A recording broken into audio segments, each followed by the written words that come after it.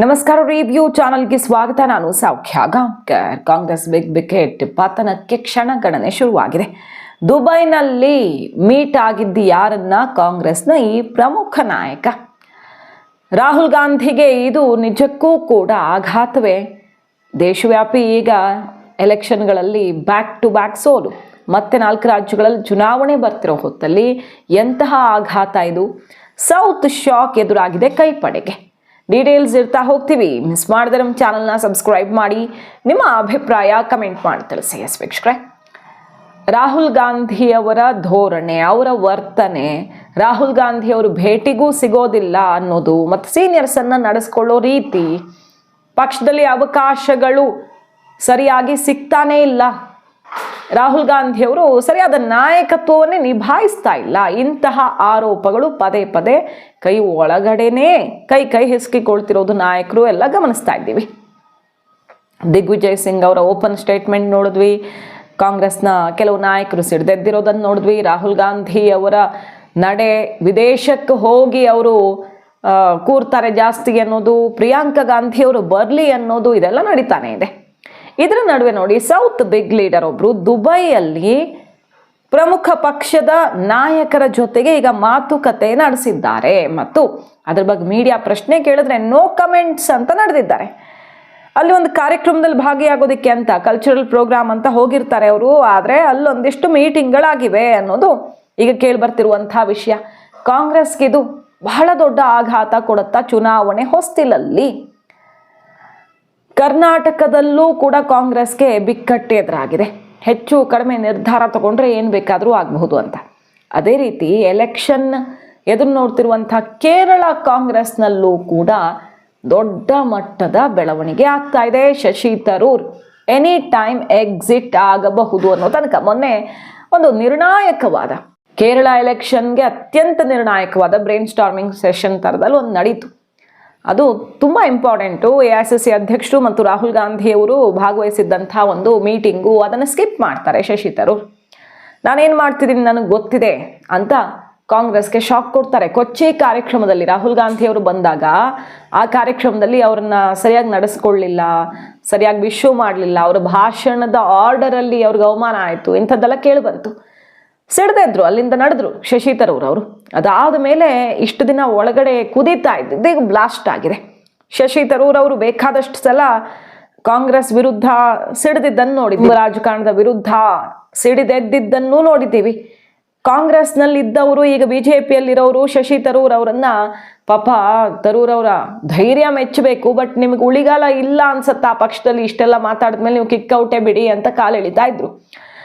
ಅದೇ ರೀತಿಯಲ್ಲಿ ಅವ್ರಿಗೆ ಇನ್ನೂ ನಿರ್ಲಕ್ಷ್ಯ, ಅವರ ಕಡೆಗೆ ತಾತ್ಸಾರ ಶುರುವಾದಂತೆ ಈಗ ಸಿಡಿದೆದ್ದಿದ್ದಾರೆ. ಎನಿ ಟೈಮ್ ಎಲೆಕ್ಷನ್ ಈಗ ಬಂದೇ ಬಿಡುತ್ತೆ. ಎಲೆಕ್ಷನ್ ಕೌಂಟ್ ಡೌನ್ ಶುರುವಾಗಿರೋ ಹೊತ್ತಲ್ಲಿ ಎಲೆಕ್ಷನ್ ಇನ್ನೇನು ಬಂದೇ ಬಿಡುತ್ತೆ. ಈ ಟೈಮಲ್ಲಿ BJP ಕೇರಳದಲ್ಲಿ ಜಯಭೇರಿ ಬಾರಿಸ್ತೀವಿ ಅಂತ ಮುನ್ನುಗ್ತಿರುವಂಥ ಸಮಯದಲ್ಲಿ ಏನು ಮಾಡ್ತಿದ್ದಾರೆ ಶಶಿ ತರೂರ್? ದುಬೈಯಲ್ಲಿ ಬಿಗ್ ಆಪರೇಷನ್ ನಡೆದಿದೆ. ದುಬೈಗೆ ಹೋಗಿದ್ರು ತರೂರ್ ಅವರು. CPMಗೆ ಸಂಬಂಧಪಟ್ಟಂಥ ವ್ಯಕ್ತಿಗಳೊಂದಿಗೆ ಚರ್ಚೆ ನಡೆದಿದ್ದಾರೆ. ಚರ್ಚೆ ಇರೋದೇನು ನೋಡಿ, ಎಂಥ ಟ್ವಿಸ್ಟ್ ಅಂತ. ಇಲ್ಲಿ BJP ಸೇರ್ತಾರಾ ಶಶಿ ತರೂರ್ ಅಂತ. ಆದರೆ ಶಶಿ ತರೂರು ಅಲ್ಲಿನ CPM ಸಂಬಂಧಪಟ್ಟಂಥ ಕೆಲವು ಪ್ರಭಾವಿಗಳ ಜೊತೆ ಚರ್ಚೆ ಮಾಡಿದ್ದಾರಂತೆ. ದುಬೈಯಲ್ಲಿ ಸಾಹಿತ್ಯೋತ್ಸವ ನಡೆದಿತ್ತು. ಆವಾಗ ಶಶಿ ತರೂರ್ ಅವರು ಈ ಥರ ಮೀಟಿಂಗ್ ಮಾಡಿದ್ದಾರೆ ಅಂತ ಒಂದು ಸುದ್ದಿ ಬರುತ್ತೆ. ಪತ್ರಕರ್ತರು ಅವರನ್ನು ಕೇಳ್ತಾರೆ, ನೋ ಕಮೆಂಟ್ಸ್ ಅಂತ ಹೇಳಿ ಹೋಗ್ತಾರೆ. ಏನು ನಡೆದಿಲ್ಲ ಅಂದರೆ ಅವ್ರು ಹೇಳಬಹುದಿತ್ತು, ಇಲ್ಲ ಕಾರ್ಯಕ್ರಮಕ್ಕೆ ಬಂದಿದ್ದೆ ಅಷ್ಟೇ ಅಂತ. ಬಟ್ ನೋ ಕಮೆಂಟ್ಸ್ ಅಂತ ಹೇಳಿರೋದು ಈಗ ಬಹಳ ಅಚ್ಚರಿ ಕಾರಣ ಆಗಿದೆ. ಶಶಿ ತರೂರ್ ಅವರು ಏನೋ ನಡೆಸಿದ್ದಾರೆ ಅಂತ. ಶಶಿ ತರೂರ್ ಅವರು ಕೇರಳ ಚುನಾವಣೆ ಲೆಕ್ಕಾಚಾರವನ್ನೇ ತಲೆ ಕೆಳಗೆ ಮಾಡ್ತಾರಾ ಅನ್ನೋ ರೀತಿಯಲ್ಲಿ ಈಗ ಎಡಪಕ್ಷಗಳ ಜೊತೆಗೆ ಶಶಿ ತರೂರ್ ಮಾತುಕತೆ ಸುದ್ದಿ ಸಿಡಿದಿದೆ. ಯಾವ ಪ್ರತಿಕ್ರಿಯೆ ಕೊಟ್ಟಿಲ್ಲ. ವಿಮಾನ ಪ್ರಯಾಣದ ಸಮಯದಲ್ಲಿ ಅಂತಹ ವರದಿಗಳನ್ನು ನೋಡಿದ್ದೀನಿ, ಆದರೆ ವಿದೇಶದಲ್ಲಿ ಅಂಥ ರಾಜಕೀಯ ವಿಷಯಗಳ ಬಗ್ಗೆ ಪ್ರತಿಕ್ರಿಯಿಸೋದು ಸೂಕ್ತ ಅಲ್ಲ ಅಂತ ಅಷ್ಟೇ ಹೇಳಿ ನೋ ಕಮೆಂಟ್ಸ್ ಅಂತ ಹೇಳಿ ಹೋಗ್ತಾರೆ ಅವರು. ವಿಮಾನದಲ್ಲಿ ನೋಡಿದೆ ಸುದ್ದಿಗಳ ಬಗ್ಗೆ ನಾನು ಅಂತ ಹೇಳಿ ನಡೀತಾರೆ. ಏನು ಹೇಳಿದೆ ಈ ಎಡಪಕ್ಷಗಳು, ಏನು ಹೇಳಿವೆ ಇದಕ್ಕೆ ಅಂತ ಕೇಳಿದ್ರೆ, ಆ ರೀತಿ ಏನಿಲ್ಲ. ಕಾಂಗ್ರೆಸ್ ಸಂಸದರವರೀಗ ಅವರು ಪಕ್ಷದ ರಾಜಕೀಯ ಮಾರ್ಗದಲ್ಲಿ ಇದ್ದಾರೆ ಅಂತ ನಾವು ಅಂದ್ಕೊಂಡಿದ್ದೀವಿ. ರಾಮಕೃಷ್ಣನ್ ಅವರು ಮಾತಾಡಿದ್ದಾರೆ. ಕಾಂಗ್ರೆಸ್ಸನ್ನು ತೊರೆದು LDFನ ಸಿದ್ಧಾಂತ ಒಪ್ಪಿಕೊಂಡ್ರೆ ಖಂಡಿತ ಸಾಧ್ಯ. ಅಂಥವ್ರಿಗೆ ಒಪ್ಪಿಕೊಂಡು ಬರೋರ್ಗೆ ನಾವೇನು ನೋ ಅನ್ನಲ್ಲ. LDF ತನ್ನ ನೆಲೆಯನ್ನು ವಿಸ್ತರಿಸೋದಕ್ಕೆ ಸಿದ್ಧವಾಗಿದೆ. ಆದ್ರೆ ತರೂರ್ ಅವ್ರದ್ದು ಗೊತ್ತಿಲ್ಲ ನಮಗೆ ಅನ್ನೋ ರೀತಿ ಮಾತ್ರ ರಿಯಾಕ್ಟ್ ಮಾಡಿದ್ದಾರೆ. ಸೊ ಅವರು ಕೂಡ ಬಂದ್ರೆ ವೆಲ್ಕಮ್, ಒಪ್ಕೊಂಡು ಬರೋದಾದ್ರೆ ಅನ್ನೋ ಥರ ಸ್ಟೇಟ್ಮೆಂಟ್ ಕೊಟ್ಟಿರೋದು. ಇವರು ನೋ ಕಮೆಂಟ್ಸ್ ಅಂತ ಹೇಳಿರೋದು. ಸುದ್ದಿ ಬರ್ತಾ ಇರೋದು ಮಾತುಕತೆ ಒಪ್ಪಂದ ಮಾಡ್ಕೊಂಡೇ ಬಂದಿದ್ದಾರೆ. ದುಬೈನಲ್ಲಿಯೇ, ವಿದೇಶದಲ್ಲಿಯೇ ಒಪ್ಪಂದ ಮಾಡ್ಕೊಂಡು ಬಂದಿದ್ದಾರೆ. ತರೂರ್ ರಾಜಕೀಯ ದಾಳ ಹೊಸ ರೀತಿಯಲ್ಲಿ ಉರುಳಿಸಿದ್ದಾರೆ ಅಂತ. ಸರಿ, BJP ಸೇರಿದ್ರೆ ಏನಾಗುತ್ತೆ ತರೂರ್ ಅವ್ರಿಗೀಗ? ಕೇರಳದಲ್ಲಿ ಈ ಸಲ BJP ಗೆದ್ದೇ ಬಿಡುತ್ತೆ ಅನ್ನೋ ಪರಿಸ್ಥಿತಿ ಇಲ್ಲ. ಅಲ್ಲಿ UDF ಮುಂದಿರೋದು. ಕಾಂಗ್ರೆಸ್ಗೆ ನಿರೀಕ್ಷೆ ಇರೋದೇ ಕೇರಳ. ಅಸ್ಸಾಂ ಕಡೆಗೆ ಸ್ವಲ್ಪ ಆಸೆ ಇದೆ ಕಾಂಗ್ರೆಸ್ಗೆ, ಅಲ್ಲಿ ಸಾಧ್ಯತೆ ಇದೆ ಅಂತ ಪ್ರಯತ್ನ ಮಾಡಿದ್ರೆ. ಕೇರಳ ಮಾತ್ರ ನಾವೇ ಗೆಲ್ತೀವಿ ಅನ್ನೋ ಅಷ್ಟು ಕಾನ್ಫಿಡೆನ್ಸಲ್ಲಿ ಕಾಂಗ್ರೆಸ್ ಇರೋದು. ಏಕೈಕ ರಾಜ್ಯ ಈಗಿರೋ ಚುನಾವಣೆಗಳಲ್ಲಿ ಮತ್ತು ಇತ್ತೀಚಿನ ಚುನಾವಣೆಗಳಲ್ಲೇ ಕಾಂಗ್ರೆಸ್ಗೆ ಅಲ್ಲಿ ಒಳ್ಳೆ ಎಡ್ಜ್ ಕಾಣಿಸ್ತಾ ಇದೆ. ಲೋಕಲ್ ಬಾಡಿ ಎಲೆಕ್ಷನ್ನಲ್ಲೂ ಕೂಡ ಕಾಂಗ್ರೆಸ್ ಕೂಟ ಗೆದ್ದುಕೊಂಡಿದೆ. ಹಾಗಾಗಿ ತುಂಬ ಇಂಪಾರ್ಟೆಂಟ್ ಕೇರಳ. ರಾಹುಲ್ ಗಾಂಧಿ ಅವ್ರ ನಾಯಕತ್ವಕ್ಕೆ ಈ ಒಂದು ಎಲೆಕ್ಷನ್ ಆದರೂ ಗೆದ್ದರೆ, ಇತ್ತೀಚಿನ ದಿನಗಳಲ್ಲಿ ಎಲ್ಲೂ ವರ್ಕೌಟೇ ಆಗಿಲ್ಲ. ಮತ್ತೊಂದು ರಾಜ್ಯ ಸೇರ್ಪಡೆ ಆಗುತ್ತೆ. ಸಂಪನ್ಮೂಲ ಎಲ್ಲ ಬಗೆಯಲ್ಲೂ ಬೇಕಲ್ಲ. ಕರ್ನಾಟಕ, ಕೇರಳ, ತೆಲಂಗಾಣ, ಒಂದು 3-4 ರಾಜ್ಯ ಆದರೂ ಆಗುತ್ತೆ. ಹಾಗಾಗಿ ತುಂಬ ಇಂಪಾರ್ಟೆಂಟ್ ಈ ಎಲೆಕ್ಷನ್ ಗೆಲ್ಲೋದು. ತುದಿಗಾಲಲ್ಲಿ ನಿಂತ್ಕೊಂಡು ಅಲ್ಲಿ ತಯಾರಿ ಮಾಡ್ಕೊಳ್ತಿರುವಾಗ ರಾಹುಲ್ ಗಾಂಧಿ ಅವ್ರಿಗೆ ಶಶಿ ತರೂರ್ ಅವರು ಬಹಳ ದೊಡ್ಡ ಆಘಾತವನ್ನೇ ಕೊಡ್ತಿದ್ದಾರೆ. ಮೊನ್ನೆ ಮೀಟಿಂಗ್ ಸ್ಕಿಪ್ ಮಾಡಿದ್ದು, ಈಗ ದುಬೈಯಲ್ಲಿ ಮಾತುಕತೆ ಆಗಿದೆ ಅನ್ನುವಂಥ ವಿಚಾರ ಜೋರಾಗಿರೋದು ಕೈಪಾಳ್ಯದಲ್ಲಿ ಬಿಸಿ ಏರಿಸಿದೆ. ಸೊ BJP ಏನು ಒಂದೇ ಸಲಕ್ಕೆ ಈಗ ಬಂದು ಗೆದ್ದು ಬಿಡಲ್ಲ, ಒಂದಿಷ್ಟು ಸೀಟ್ಸನ್ನು ಪಡ್ಕೊಳ್ಳುತ್ತೆ. ಅಲ್ಲಿ ಒಂದಿಷ್ಟು ಸೀಟ್ಸು ಹಿಂದುತ್ವ ಮತ್ತೊಂದು ಅಂತ. BJP ಈ ಸಲ ಏನು ಸಿಕ್ಕಾಪಟ್ಟೆ ಗೆದ್ದು ಬಿಡುತ್ತೆ ಅಂತಲ್ಲ, ಬಟ್ ತನ್ನ ರೇಟನ್ನು ಜಾಸ್ತಿ ಮಾಡುತ್ತೆ, ವೋಟ್ ಶೇರನ್ನು ಜಾಸ್ತಿ ಮಾಡ್ಕೊಳ್ಳುತ್ತೆ, ಸೀಟ್ಸ್ ಕೂಡ ಜಾಸ್ತಿ ಆಗಬಹುದು. ಹಾಗಂತ ವಿನ್ನೇ ಆಗಿಬಿಡ್ತಾರೆ ಅಂತ ಹೇಳೋಕ್ಕಾಗಲ್ಲ. ಅಂಥ ಪರಿಸ್ಥಿತಿ ಇಲ್ಲ. ಹಾಗಾಗಿ ಎಡಪಕ್ಷಗಳ ಜೊತೆಗೆ ಸೇರಿಕೊಂಡು, LDF ಜೊತೆಗೆ ಸೇರಿಕೊಂಡು ಶಶಿ ತರೂರ್ ಅವರು ಕಾಂಗ್ರೆಸ್ಗೆ ಶಾಕ್ ಕೊಡ್ತಾರಾ? ಕಾಂಗ್ರೆಸ್ನ ಮತಗಳು ಛಿದ್ರವಾಗೋ ರೀತಿ ಒಂದು ತಂಡವನ್ನು ಎತ್ತಿಕೊಂಡು LDF ಜೊತೆಗೆ ಸೇರ್ಕೊಳ್ತಾರಾ ಶಶಿ ತರೂರ್? ಒಂಟಿಯಾಗಲ್ಲ, ಟೀಮ್ ಸಮೇತ ಅನ್ನುವಂಥ ಒಂದು ಕುತೂಹಲ ಕೆರಳಿದೆ. ಸೊ ಕಾಂಗ್ರೆಸ್ಗೆ ತುಂಬ ನಿರೀಕ್ಷೆ ಇರೋ ರಾಜ್ಯದಲ್ಲಿ ಕಾಂಗ್ರೆಸ್ ಸ್ಪ್ಲಿಟ್ ಆಗತ್ತಾ, ಅಥವಾ ಒಂದು ತಂಡದ ಸಮೇತ ನಡೆಯುವ ಮೂಲಕ ಕಾಂಗ್ರೆಸ್ಗೆ ಆಘಾತ ಕಾದಿದೆಯಾ ಎಲೆಕ್ಷನ್ ಹೊಸ್ತಿಲಲ್ಲಿ ಅನ್ನೋದು ಈಗ ತೀವ್ರ ಕುತೂಹಲಕ್ಕೆ ಕಾರಣ ಆಗಿರೋದು. ಹಾಗಾಗಿ ಈ ಚುನಾವಣೆ ಲೆಕ್ಕಾಚಾರದಲ್ಲಿ ನೋಡೋದಕ್ಕೆ, ಕಾಂಗ್ರೆಸ್ಗೆ ಪೆಟ್ಟು ಕೊಡೋದಕ್ಕೆ, ಸೇಡ್ ತೀರಿಸ್ಕೊಳ್ಳೋದಕ್ಕೆ BJPಗಿಂತ ಅಲ್ಲಿ CPM ಬೆಸ್ಟ್ ಆಪ್ಷನ್ ಅಂತ ಅನಿಸಬಹುದು. ಹಾಗಾಗಿ ಅವರು ಯಾರು ಊಹಿಸದಂಥ ಒಂದು ಟ್ವಿಸ್ಟ್ ಕೊಡೋ ಸಾಧ್ಯತೆ ಇದೆ. ಅಲ್ಲಿ BJP ಜೊತೆಗೆ ಹೋಗಿ ಯಾರಿಗೂ ಲಾಭ ಆಗದೆ ಕಾಂಗ್ರೆಸ್ಗೆ ಆಮೇಲೆ ಆ್ಯಸ್ ಇಟ್ ಈಸ್ ಅವ್ರು ಗೆದ್ದುಕೊಂಡು ಹೋಗಿಬಿಟ್ರೆ, BJPಗೆ ಒಂದಿಷ್ಟು ಪ್ಲಸ್ ಅಷ್ಟೇ ಆಗಿದ್ರೆ ಏನು ಪ್ರಯೋಜನ ಇಲ್ಲ.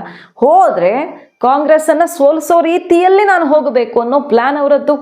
ಕಂಪ್ಲೀಟ್ ರಿವರ್ಸ್ ಸಿದ್ಧಾಂತದ ಕಡೆಗೆ ಹೋದರೆ ನಾನು ಏನಾಗಬಹುದು, ಈ ಥರ ಎಲ್ಲ ಲೆಕ್ಕಾಚಾರ ಹಾಕ್ಕೊಂಡು ಪ್ಲ್ಯಾನ್ ರೆಡಿ ಮಾಡ್ದಂಗೆ ಕಾಣಿಸ್ತಾ ಇದೆ. ನೋಡಿ, ಅದೇ ಭಯ ಇರೋದು ಕರ್ನಾಟಕದಲ್ಲಿ. DK ಶಿವಕುಮಾರ್ ಅವರು ಯಾಕೋ ರಾಂಗ್ ಆಗಿದ್ದಾರೆ. ದಾವೋಸಲ್ಲಿ DK ಶಿವಕುಮಾರ್ ಅವ್ರ ಸ್ಟೇಟ್ಮೆಂಟು ಭಾರತ ಬೆಳಗ್ತಿದೆ, ಭಾರತ ಬೆಳೀತಿದೆ, ಮುನ್ನುಗ್ತಿದೆ ಅಂತ ಅದನ್ನು ಸಮರ್ಥನೆ ಮಾಡ್ಕೊಳ್ತಾರೆ. ರಾಹುಲ್ ಗಾಂಧಿ ಅವ್ರ ಸ್ಟೇಟ್ಮೆಂಟ್ ಯಾವ ಅರ್ಥದಲ್ಲಿ ಹೇಳಿದ್ರು ಡೆಡ್ ಎಕಾನಮಿ ನಂಗೆ ಗೊತ್ತಿಲ್ಲ, ನಾನಂತೂ ಧ್ವಜ ಹಾಕ್ಕೊಂಡು ಹೋಗಿ ಭಾರತದ ವಿರುದ್ಧ ರಾಜಕೀಯಕ್ಕೆಲ್ಲ ವೇದಿಕೆ ಯೂಸ್ ಮಾಡ್ಕೊಳ್ಳೋಕ್ಕಾಗಲ್ಲ ಅಂತ ಸೆಡ್ ಹೊಡೆದ್ರು. ರಾಹುಲ್ ಗಾಂಧಿ ಅವರು ಏನು ಮಾಡ್ತಿದ್ದಾರೋ ಅದಕ್ಕೆ ವಿರುದ್ಧ ಸ್ಟೇಟ್ಮೆಂಟ್ ಬಂತು DK ಶಿವಕುಮಾರಿಂದ. ಸೊ ಅವ್ರಿಗೆ ಪಟ್ಟ ಕಟ್ಟುವ ಎಲ್ಲ ಸಾಧ್ಯತೆ ಕಾಂಗ್ರೆಸ್ನಲ್ಲಿ ಕಾಣಿಸ್ತಾ ಇದೆ. ಹೆಚ್ಚು ಕಡಿಮೆ ಆದರೆ ಮುಂದಿನ ಚುನಾವಣಾ ಭವಿಷ್ಯ ಅಂತ ಕಾಂಗ್ರೆಸ್ ಯೋಚನೆ ಮಾಡಲೇಬೇಕಾಗಿದೆ. ಅಂತಹ ಇಕ್ಕಟ್ಟಿನ ಪರಿಸ್ಥಿತಿ ಕಾಂಗ್ರೆಸ್ಸಲ್ಲಿರುವಾಗ, ಕರ್ನಾಟಕ ಕಾಂಗ್ರೆಸ್ಸಲ್ಲಿರುವಾಗ ಕೇರಳದಲ್ಲೂ ಕೂಡ ದೊಡ್ಡ ಮಟ್ಟದ ಬೆಳವಣಿಗೆ. ಬರೀ ಶಶಿ ತರೂರ್ ಅವರು ಸಿಟ್ಟು ಮಾಡ್ಕೊಳ್ತಾರೆ, ಅವರು ಸಮಾಧಾನ ಮಾಡ್ತಾರೆ, ಅವರು ಪಕ್ಷ ಬಿಡಲ್ಲ ಅನ್ನೋ ಥರ ಇತ್ತು. ಸುಮ್ಮನೆ ಮುನಿಸ್ಕೊಂಡಿರಬಹುದು, ರಾಹುಲ್ಗೂ ಅವ್ರಿಗೂ ಆಗ ಬರ್ತಿಲ್ಲ, ಬೇಳೆ ಬೇಯ್ತಿಲ್ಲ ಅಂತ. ಆದರೆ ಈಗ ಒಂದು ಕಾಲು ಮುಂದೆ ಇಟ್ಟೇ ಬಿಟ್ಟಿದ್ದಾರೆ. ಎಲ್ಲಿ ತನಕ ಅಂದರೆ ಕಾಂಗ್ರೆಸ್ನ ಸೀನಿಯರ್ಸು ಈಗ ಹೇಗಾದರೂ ಮಾಡಿ ಅಪ್ರೋಚ್ ಮಾಡಿ ಅಂತ ಸಂದೇಶ ಕೊಟ್ಟಿದ್ದಾರಂತೆ, ಒಂದು ಟೀಮ್ ಮಾಡ್ಕೊಂಡು ಹೋಗಿ ಮೀಟ್ ಆಗಿ ಅಂತ. ರಾಹುಲ್ ಗಾಂಧಿ ಅವರು ತಲೆ ಕೆಡಿಸ್ಕೊಳ್ಳಲ್ಲ ಅದ್ರ ಬಗ್ಗೆ, ಹೋದ್ರು ಹೋಗ್ತಾರೆ ಏನಾದರೂ ಆಗಲಿ ಅಂತ. ಆದರೆ ಸೀನಿಯರ್ಸು ಇದರ ಮುಂದಿನ ಪರಿಣಾಮ ಏನಾಗಬಹುದು ಅಂತ ರಾಹುಲ್ ಗಾಂಧಿ ಅವರನ್ನು ಮನವೊಲಿಸಿ ಹೆಂಗಾದರೂ ಮಾತಾಡಿಸ್ಬೇಕು. ತರೂರ್ ಅವರು ನಿರ್ಧಾರ ಪ್ರಕಟಿಸೋಕ್ಕಿಂತ ಮುಂಚೆ ಅಂತ ಈಗ ಪ್ರಯತ್ನ ಶುರುವಾಗಿದೆ. ಸೊ ಮತ್ತೊಬ್ಬ ಬಿಗ್ ಲೀಡರ್, ವಾಕ್ಚತುರ, ಕಾಂಗ್ರೆಸ್ನ ಮುತ್ಸದ್ದಿ ನಾಯಕ ಎಕ್ಸಿಟ್ ಆಗೋದು ಫಿಕ್ಸ್ ಅಂತಾನೆ ಕಾಣಿಸ್ತಾ ಇದೆ ಈ ಬೆಳವಣಿಗೆಯಲ್ಲಿ. ಮಾಹಿತಿ ಇಷ್ಟ ಆಗಿದ್ರೆ ಮಿಸ್ ಮಾಡದೆ ನಮ್ಮ ಚಾನಲ್ನ ಸಬ್ಸ್ಕ್ರೈಬ್ ಮಾಡಿ, ನಿಮ್ಮ ಅಭಿಪ್ರಾಯ ಕಮೆಂಟ್ ಮಾಡಿ ತಿಳಿಸಿ. Thank you.